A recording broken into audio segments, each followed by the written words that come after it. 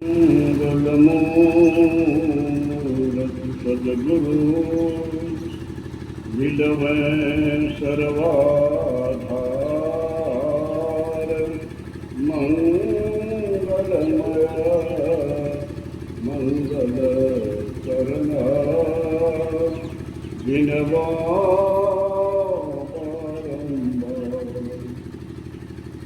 धन्य धन्य सद्गुरु सुखद महिमा कहीं न जाए। जो कुछ कहो मोड़ते बोलिए प्रेम से श्री सद्गुरु महाराज की जय। श्री सद्गुरु महाराज की जय। श्री सद्गुरु महाराज की जय।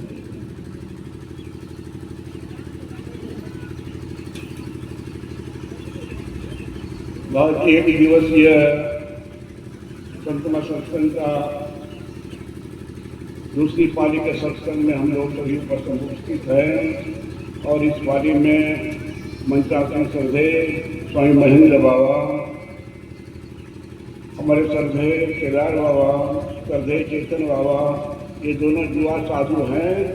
इन दोनों को बहुत बड़ा उत्तरदायित्व है संत मत का। इन दोनों से बहुत आशा भी है लोगों को, इसलिए इन दोनों को बहुत बहुत साधुवाद देता हूँ। और जो पाठ के आधार पर आप लोग जो आए हुए हैं, विद्वत जन आए हुए हैं, गुरुजन आए हुए हैं, सत्संग की महानुभाव आए हुए हैं, आदरणीय माताओं, भक्तिमती बहनों, सबको मेरा यथायोग्य हार्दिक प्रणाम।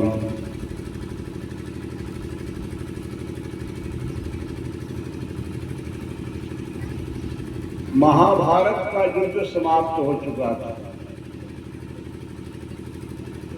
युधिष्ठिर महाराज का राज्याभिषेक हो गया, फिर भी राजपाट को चलाने में उसका मन नहीं लगता था।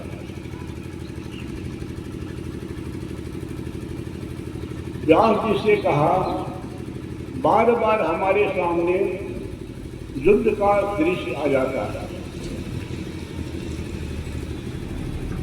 लाखों लाखों लोग, पूरे विश्व का लोग, चीन का, जापान का, रूस का, अमेरिका का, सब नजर आया है। इतने लोग मारे गए, वही भी सामने गुजरता कितना पाप मैंने किया।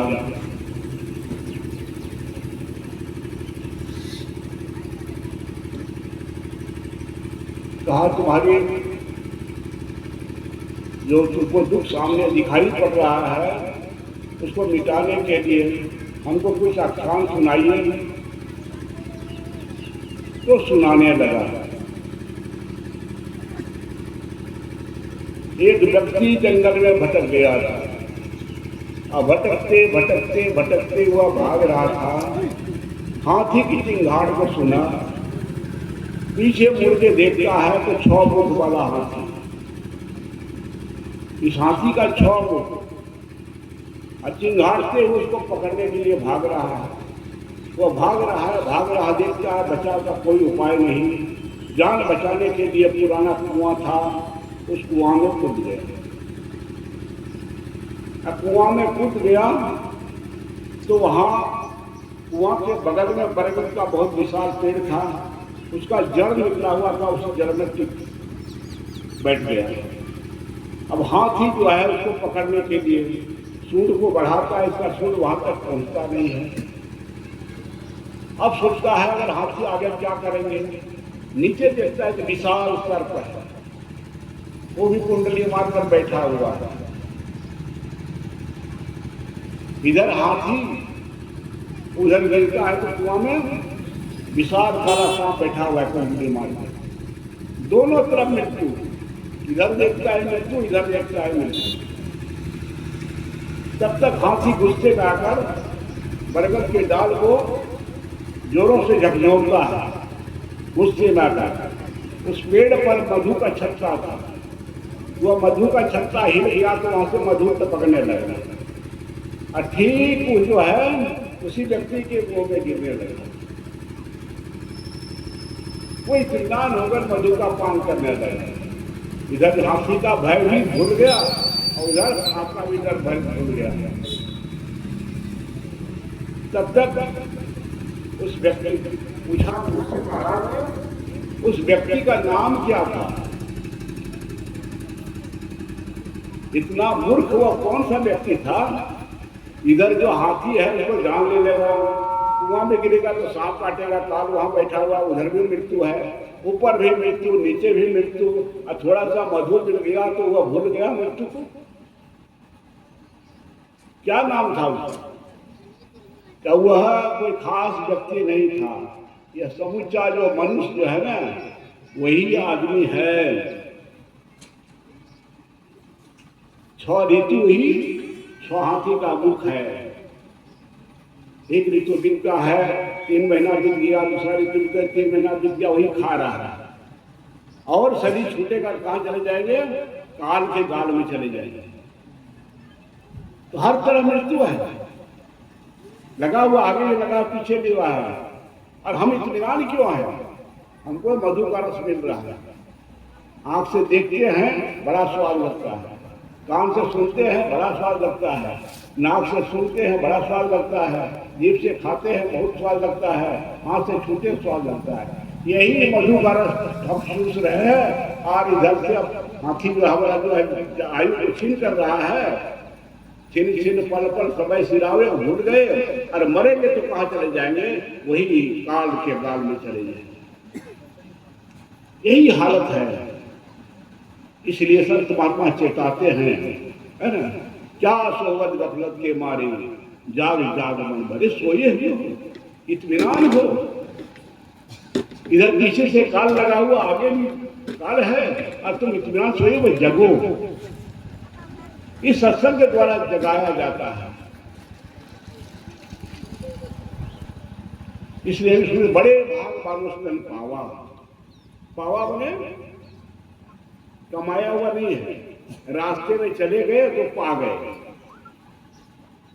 कमाया हुआ धन तो नहीं है।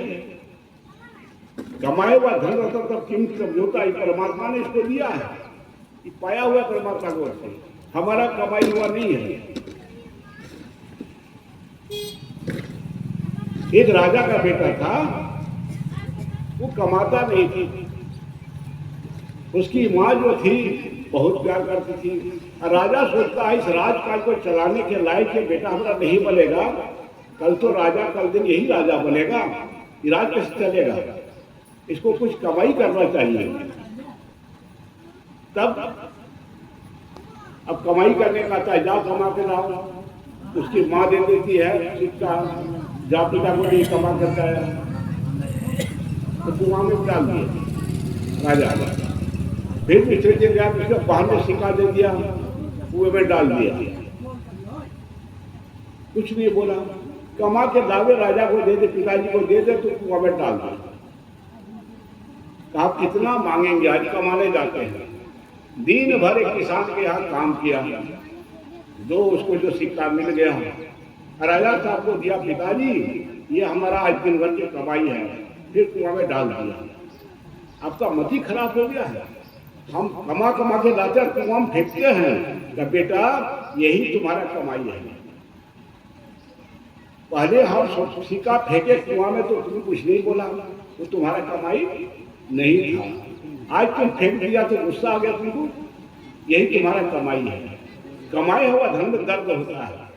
इसलिए मनुष्य शरीर हमारा कमाया हुआ नहीं है। काबहु करी करुणा नर देही, परमात्मा की कृपा है, मनुष्य का शरीर दे दिया। इसलिए हमारे शरीर में 84 लाख योनि का करीब सबका स्वभाव है। हम बैल में रहे तो बैल का भी स्वभाव कुछ आ गया है, कुत्ता में से भुगते थे वो भी स्वभाव आ गया है, झगड़ा होता है भुगता है कि नहीं, वो भी स्वभाव आ गया है ना। जिस तरह इतना जीव में हम गुजरे उसका कुछ स्वभाव हमारे अंदर में आ गया है। और ये शरीर के द्वारा फिर हम 84 लाख में चले जाएंगे। ये एक तो बड़ा वरदान मिला है, भगवान ने दिया कि मौका दे दिया है कि मनुष्य शरीर पाकर तुम सब दुखों से छूट जाओ। तो दुखों का छूटने का सामान कहाँ है? हम लोग तो खोलते हैं दो जो फाटक है आंख का, इसे खोजते हैं। कान से दो फाटक खुला, खुला फाटक सुन खोजते हैं। नाक का फाटक खुला है, उससे सुनते हैं। अब मुंह का फाटक खुला हुआ है, नीचे दो फाटक तो खुले हैं। ये 9 फाटक खुला हुआ है। खुला फाटक में कौन सामान रहता है? कीमती सामान होता है? कीमती सामान नहीं होता है खुला फाटक में। इसलिए चोर लगे जाता है तो बंद फाटक खुलता है। जो बंद है, जहाँ ताला लगा हुआ है, उसके भीतर तिजोरी है और तिजोरी के भीतर में सामान होगा। इसलिए चाबी मांगता है, चाबी दो। खुला फाटक में तो लड़ुआ है, पुआल है ना, बहुत सब चीज छोटा सा सामान रखा हुआ है। खुला फाटक तो हमारा जो फाटक खुला हुआ है, दे पिंजर के नोटीदार खुला सर्वदा है, ये खुला हुआ है। खुला हुआ फाटक में कौन सामान होगा? घटिया सामान होगा। ये घटिया सामान है। धान को घर ले आते हैं, गेहूं को घर ले आते हैं, भूसा वही छोड़ देते हैं, पुआल वही छोड़ देते हैं, घटिया सामान है। खुला फाटक उसको घर में आकर बंद करते हैं। तो ये खुला फाटक से जितना हम देखते सुनते हैं, ये क्या है? कीमती रत्न नहीं है। कहा सूर्य दुर्लभ, देवताओं को यह शरीर दुर्लभ, तो सवाल कहां पर है? वो फाटक कहाँ, वो तो कहाँ है, कहाँ रखा हुआ है? इधर तो नहीं है। खुला फाटक में बुड़बक आदमी भी नहीं रखता है सामान, कीमती सामान। तो फाटक कहाँ है? देह पिंजोड़े के 10म द्वार बंद सर्वदा, वो बंद है, वो बंद है फाटक। फाटक खोलने के लिए चाहिए चाबी चाहिए। तरकाठी जाछे गुरुर काछे, तरकाठी जाछे गुरुर काछे, जोदी खुलते पारो भाई। अगर वह काठी, इसको भेद कहते हैं भजन भेद दीक्षा, अगर मिल गया, अगर चाबी को घुमाएंगे, वही 10वां द्वार खुल जाएगा। वहां देखेंगे जो इंद्र लोक में नहीं है वो आपके अंदर है, जो शिव लोक में नहीं है वो आपके अंदर है, जो वैकुंठ में है आपके अंदर में है, जो स्वर्ग में नहीं है वो आपके अंदर है, जो पितर लोक में नहीं आपके अंदर है, जो गंधर्व लोक में नहीं है वो आपके अंदर है, जो 7 जो पाताल लोक है उसमें नहीं आपके अंदर है। तब आप गरीब रहेंगे, तब माला माल हो जाएंगे। वही संपत्ति को कैसे पाएंगे? तरकाठी आछे गुरु का छे ज्योति खुलते पारो। अभी गुरु चाहिए, जिन्होंने खोला खजाना को देखा है, खजाने से माला माल हो गया। भगवान बुद्ध कितना था जमींदार था, कितना